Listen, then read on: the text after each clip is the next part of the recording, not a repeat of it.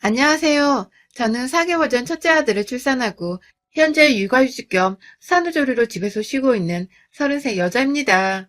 제가 딱히 노사는 아니라고 생각하나 어릴 적부터 극심한 빈혈에 몸이 약해 빠졌다는 소리를 달고 살았어서 첫 아이를 가지면 몸 걱정을 정말 많이 했어요. 다행히 걱정했던 것과는 달리 아이는 건강하게 잘 태어났지만 중간에 한두 번 발육장애가 의심된다며 큰 병원 가보란 소리도 들었었고 머리가 위쪽에 있어서 결국 여가 상태라 제가 제왕절개를 하고 아이를 낳았답니다.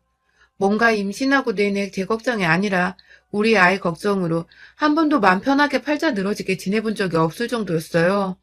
그렇다 보니 육아휴직도 남들보다 빠르게 임신을 했다는 거 알고서 한 달도 안 되어 육아휴직을 결심했고, 그로부터 4달도 안 되어 임수인계만 끝나고 바로 육아휴직을 신청했어요.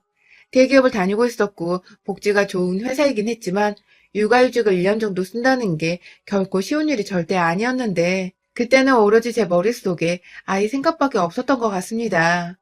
결혼을 29에 했는데 결혼과 동시에 아이를 너무나도 원했었던 시댁 어른들과 남편, 그리고 덩달아 옆에서 조급해하니까 저조차도 아이가 정말 필요하구나 싶기도 했고 또 나중에 가서는 제가 더 아이를 가지고 싶어 안달나 했었죠. 그렇게 모두가 염원하고 기다리기만 했던 아이가 고맙게도 더 늦기 전에 찾아와 주었고 이 아이를 내가 몸 관리를 못해 잃으면 안 된다는 생각에 처음부터 긴장을 바짝 하고 뱃속 아이 케어를 했습니다.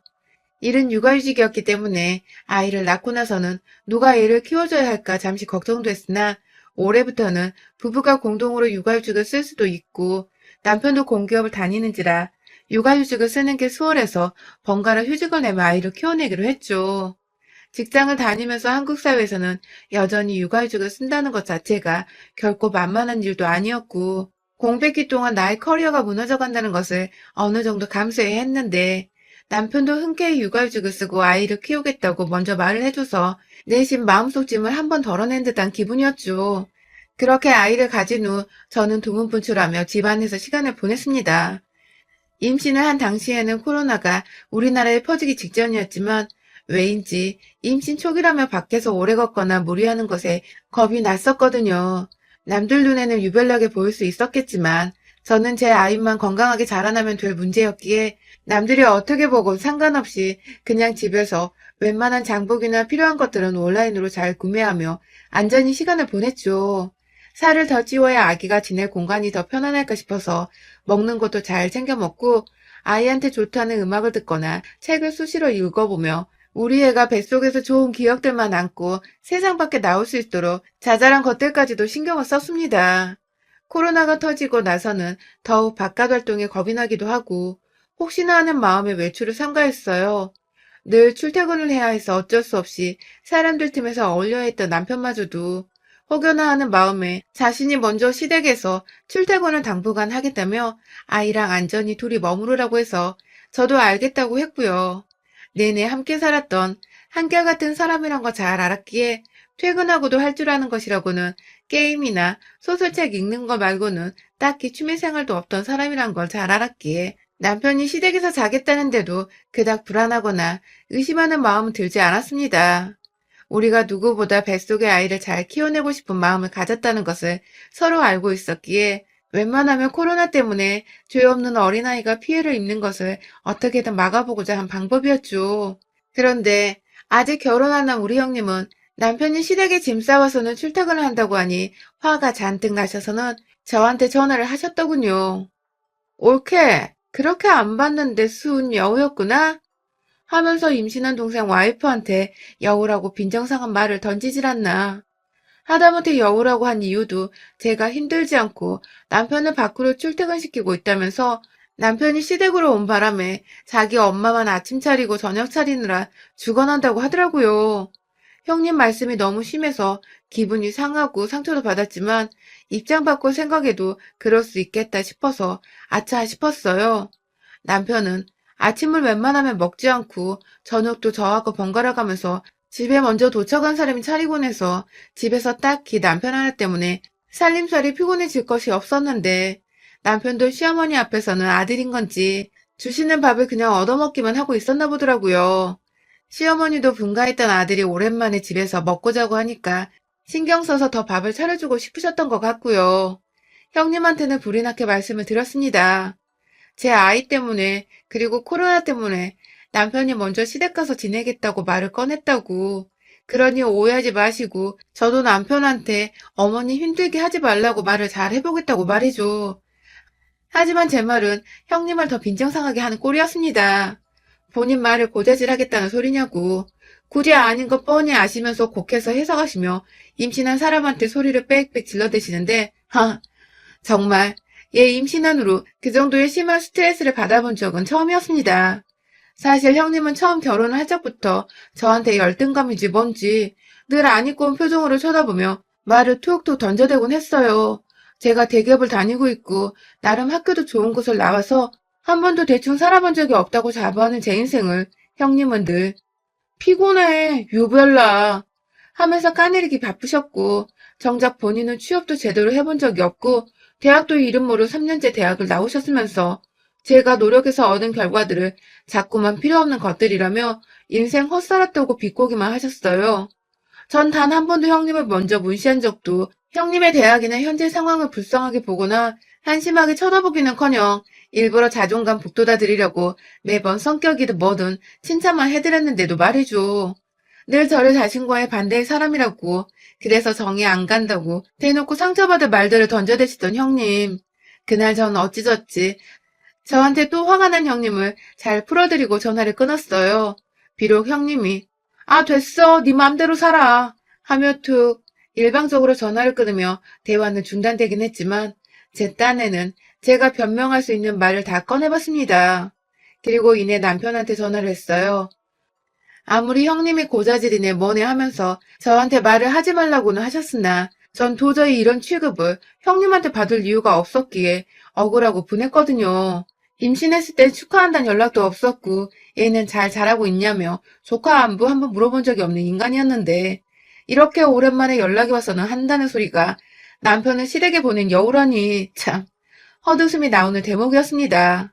아무튼 남편한테 하소연을 하다 보니 그간 남편도 시댁에서 출퇴근을 하며 보니 백수로 있는 자기 누나 꼴이 말이 아니라 생각을 했나 보더라고요. 심지어 남편은 밖에서 돈이라도 벌어오고 시어머니께 생활비로 용돈을 더 얹어드리고 있었는데 시누이는 백수로 지내며 집안에서 24시간 붙어있는 와중에 자기 동생이 집구석에 들어왔다고 처음부터 짜증을 내더니 그걸 굳이 시어머니 힘들다는 핑계를 대면서 저한테 남편 데려가라고 전화를 한 것이었습니다. 그러니까 한마디로 제가 이래라 저래라 할 입장은 아니지만 그 집구석에서 시누이도 시어머니 힘들다는 소리를 할 자격은 못 되었던 것입니다. 그래도 참았어요. 거기는 어쨌든 시누이 집이고 시부모님은 시누이의 부모님이니까 나보다 이러쿵 저러쿵 하면서 시어머니를 대변할 자격이 된다고 생각을 했거든요. 그래서 웬만하면 앞으로 걸려오는 시누이 전화는 받지 않으면서 아이 태교하는 데 더욱 힘쓰고자 했습니다. 남편도 다신 전화 받지 말라며 신신당부를 했고요. 그때부터 저는 시누이를 일절 멀리하며 기피했어요. 남편이 제대로 따지지 않았던 것인지 그로부터 한 3주간은 정말 미친 듯이 전화가 오고 왜 안 받냐고 예의를 밥 말아먹었다는 욕설 담긴 문자도 많이 보냈어요.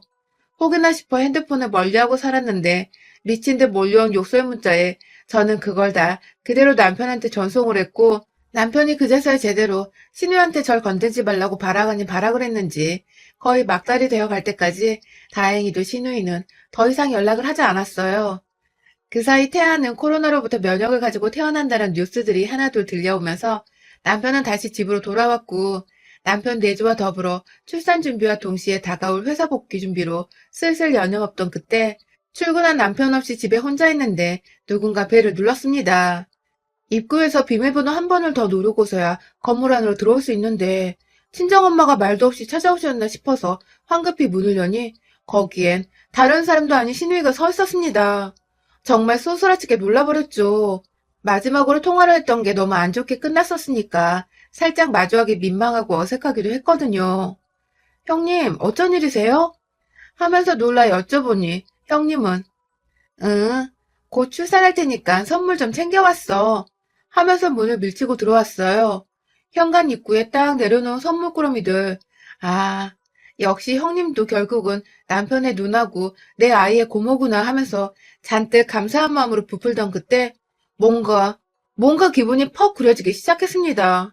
아니, 글쎄, 그 선물꾸러미 한가운데에 웬 흰꽃이, 국화꽃이 세워져 있더라고요. 아니, 새 생명 태어나는 집에 꽃은 좋은데 장례식 갈 때 사가는 국화꽃이 웬 말이냐고요. 이거 완전 그 옛날 유명했던 혼성그룹에서 여자 멤버들끼리 서로 병문안 갈 적에 국화꽃 사들고 갔던 게 막 오버랩 되면서 그제서야 깨달았어요. 인연이 절 축하해주기 위해서가 아니라 엿먹이려고 찾아온 것이란 걸요. 그날 저는 태어날 아기에겐 하나도 필요 없는, 출산을 하고도 모유 수유를 조심해야 하는 소주랑 맥주, 그리고 여러 가지 안주거리들을 형님으로부터 잘 싸여진 포장지 안에 선물을 받았고, 내내 표정 관리가 되지 않은 똥 씹은 표정으로 형님을 마주대했으나 형님은 끝까지 집안에서 배고프다며 라면을 삶아 먹고, 자신이 선물한다고 가져온 소주병 하나를 까서는 몇 잔 술까지 기울이고서 취했다며 지발로 나서 집으로 돌아갔습니다. 너무 순식간에 몇 시간 만에 일어난 일인지라 형님이 나간 후에도 내내 멘붕이었습니다. 태어나서 이렇게 누군가로부터 노골적인 모욕을 당해보는 건 살다 살다 정말 처음이었습니다. 제 아무리 내가 미웠어도 이제 막 세상을 보려는 아기를 품고 있는 올케한테 국화꽃을 선물하고 술병들을 절 위한 거라며 가져오다니, 도대체 어떻게 살았길래 생각하는 게 이렇게 무식하고 저렴하고 이기적인 건지. 퇴근 후 돌아온 남편은 현관에 가득 놓여진 술병들을 보며 당신 이거 어쩌려고 산 거야? 하며 기절초풍을 했고, 저는 제 손으로 불에 태운 국화꽃다발을 남편에게 보여주며 말했어요. 네 누나한테 가서 물어봐. 라고 말이죠. 그날 남편은 퇴근해서 집안에 제대로 발을 들이지도 못한 채 빠귀차선한 시댁으로 달려갔고, 시댁 가는데 딱 30분 정도 차로 걸리는데 왕복으로 오고 간 시간까지 합쳐서 2시간 후에 다시 집으로 돌아왔어요.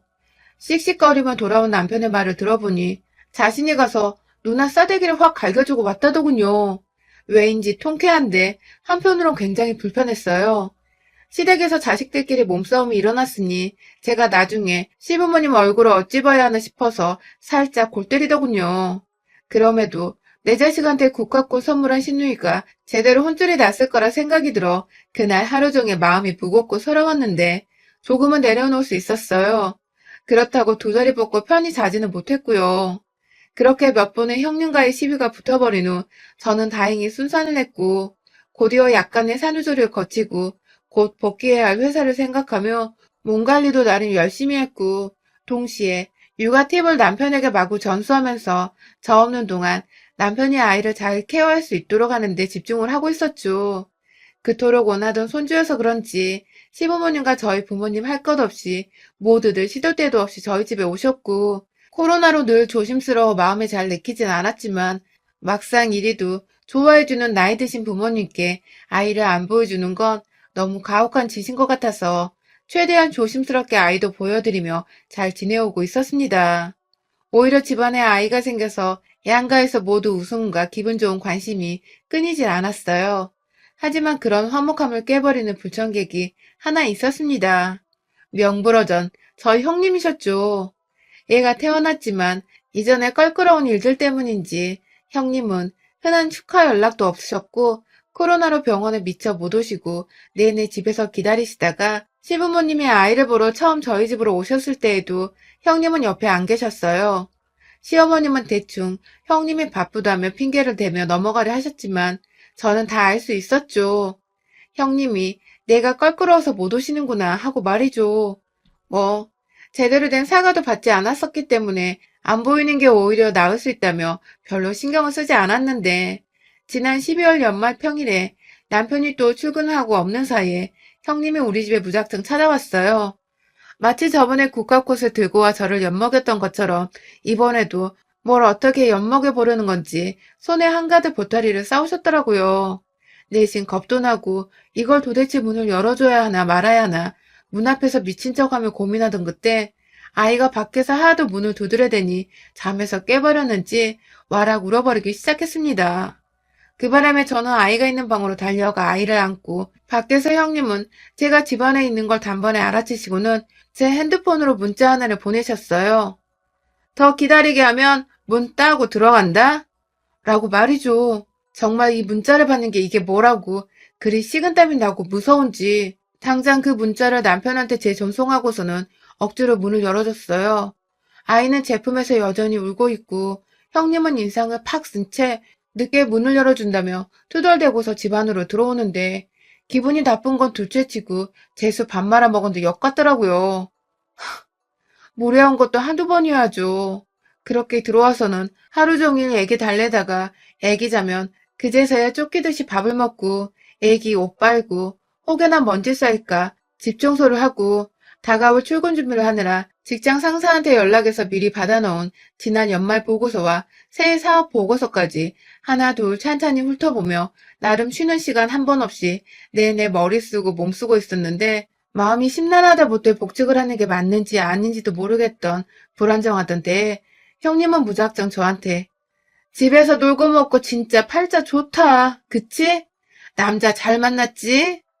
하면서 지동생 잘났다는 말만 되풀이할 뿐 같이 돈 벌어오는 저에 대한 칭찬도 없고 애기 낳고 고생했다는 격려의 말도 없고 참 그지 같더군요. 그런데 더 문제는 이번에 형님이 가져온 보따리 안에 또다시 술병이 한가득 놓여 있었던 것입니다.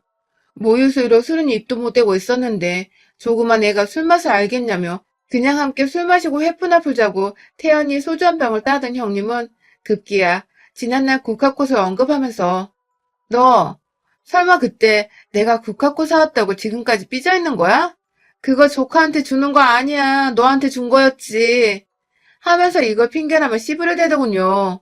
내 아이한테 주든 나한테 주든 살아있는 사람한테 주고라는 듯 국화꽃을 건네준 게 자랑이냐고요.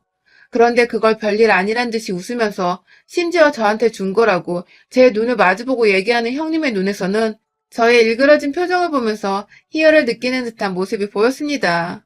겨우 한기로 흘려들으면서 아이를 안방 침대에 억지로 눕혀놓고는 아이 앞에서 소리를 지르지 않도록 좋게 좋게 넘어가다 형님을 돌려보내려고 했습니다. 술잔도 줬고 안주도 먹으라고 집에 있는 땅콩 몇 개도 소금에 버무려서 같이 먹으라고 건네줬어요.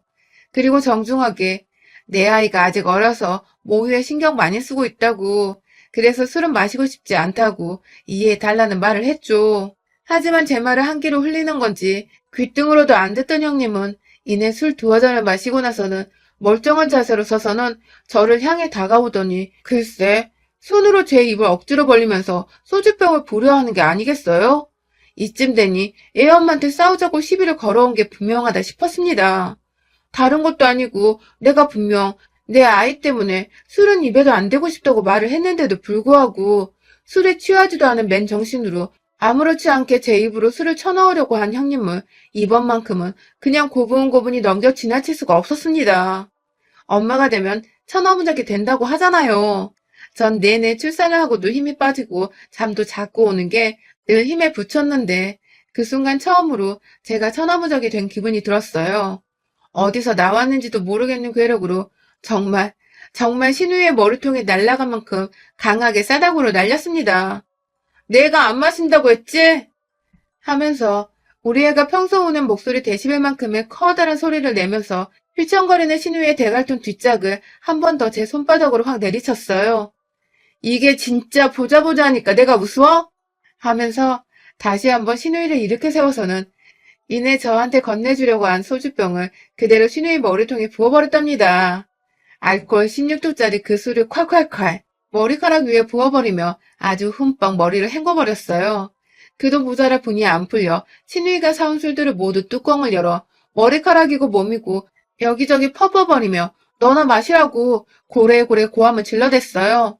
그리고는 샤워도 안 시키고 그냥 집 밖으로 내쫓았습니다. 알코올로 눈도 못 뜨던 형님은 제가 끌어내니 질질 따라 끌려오더라고요. 급기야 신발을 신겨주니 고맙다는 말을 하면서 착착 신발 착용까지 하고는 그 난장판이 된 꼴로 현관 밖으로 제 발길질에 미끄러 넘어졌어요. 너 다시 한번 오기만 해봐. 그땐 니네 집으로 쳐들어가서 소주나발을 불어버린다. 하고는 문을 쾅 닫았습니다. 남은 소주들이야 뭐 남편이 퇴근 후 홀짝홀짝 먹어도 되고 저 모유수유 끝날 때까지 가지고 있다가 마시면 되니 형님을 양껏 패고 난 후에 생각을 해보니 오히려 고맙더군요. 형님은 밖에서 자기 몸에서 풍기는 소주 냄새로 어찌 집에 가야 할지 모르겠었는지 한참 일어서지도 않고 제자리에 앉아있더군요. 콜택시 좀 불러달라고 외치다가 건너편 집에서 술 취한 취객인 줄 알고 조용히 좀 하라고 아주머니가 항의를 하자 꿀먹은 벙어리 마냥 입을 꾹 다물고 앉아있더니 모든 걸 체념한 듯 일어나서는 혼자 유유히 사라졌죠.